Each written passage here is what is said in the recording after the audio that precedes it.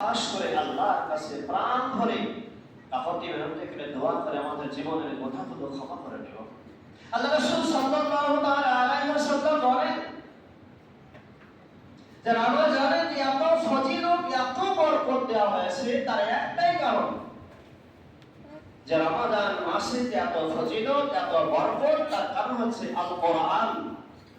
যেমন ধর্মগ্রন্থ আল্লাহর কিতাব কালামুল্লাহ, এই কোরআনকে রমজান মাসেই আল্লাহ রাব্বুল আলামিন দুনিয়ার বুকে নবীজির উপরে অবতীর্ণ করেছেন, বলুন সুবহানাল্লাহ।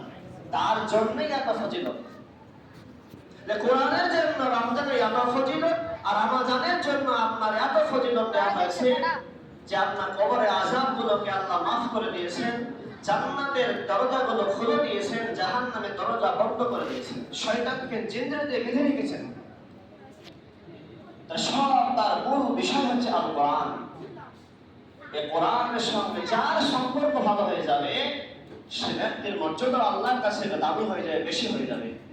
দুনিয়ার বুকে আমরা যখন কোরআনে কারীম ভাই পড়তে পারি আর না পারি, কোরআনকে মর্যাদা বা সম্মান দিই, কোরআনকে একবার বুকে ধরে একটা চুমো দিয়ে, কারণ কোরআনে মহব্বত ভালোবাসা অন্তরে আছে। ওই কোরআনের ভিতরে যে আপনার যে পৃষ্ঠাগুলো কাগজ থাকে, সাধারণ কাগজ, ওই কাগজটা কোরআনের আয়াত লেখার কারণে এত মর্যাদা। একই কাগজ থেকে আপনার সাদা আচরণ খবরের কাগজ লেখা হয়েছে, তার কোনো মর্যাদা নাই। একই ছিট থেকে আপনি একটা পাঞ্জাবি তৈরি করেছেন, ঘরের জানা দরজা করেছেন, পর্দা করেছেন, ওই কোরআনের কিছু কাপড়ের অংশ থেকে আপনি কোরআনের একটা জুজদান তৈরি করেছেন। জানলা দরজা, আপনার দরজা যখন ঝুলে যায়, ওই কাপড়টাকে আপনি যে কোনো কাজে ব্যবহার করেন, নোংরা ঘর মধ্যে সমস্ত কাজে ব্যবহার করা হয়। কিন্তু কোরআনে কারিমে যখন এই দুস্তানটা ছেড়ে যায়, তখন দুনিয়ার মানুষ কেউ ওটাকে অন্য কাজে ব্যবহার করে না, কারণ এটা কোরআনের সঙ্গে তার সম্পর্ক মর্যাদা কোরআনে জয় দেখা হয়েছে। তাই এত মর্যাদা এত সম্মান দেওয়া হয়েছে শুধুমাত্র কোরআন এর সঙ্গে সম্পর্ক, কোরআনকে জড়িয়ে রাখার কারণে তার এত মর্যাদা এত সম্মান দেওয়া হয়েছে।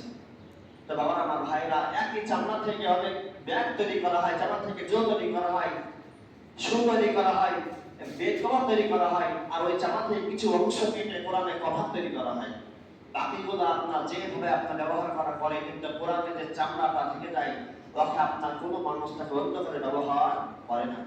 আমরা সাধারণত সবাই জানি বাড়িতে একটা কোরআন আপনার রয়ে খেয়েছে, বাইরে খেয়েছে, পানিতে ভিজে গেছে, এই কোরআনটাকে সম্মান নষ্ট হয় বলে, মর্যাদা হানি হয় বলে কোরআনটাকে মসজিদে বা মাদ্রাসায় যত্নে রেখে যেন কোনো অসম্মান করানো না হয়।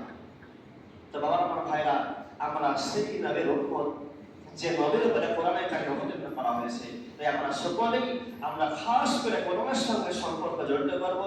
তাই কোরআনের কথাগুলো ভিতরে ইনশাআল্লাহ আল্লাহ রাব্বুল আলামিন সকলকে যে আমরা এতগুলো যে রোজা, একটি মাস রোজা, তারাবি, সাহারিতে যা কিছু দান খয়রাত করেছি, সমস্ত কিছুকে মহান আল্লাহ রাব্বুল বলুন আল্লাহুম্মা আমিন। এর যে বদলাত হয়, যার নেকি হয়, আল্লাহ নিজ হাতে দান করুন, আল্লাহুম্মা আমিন।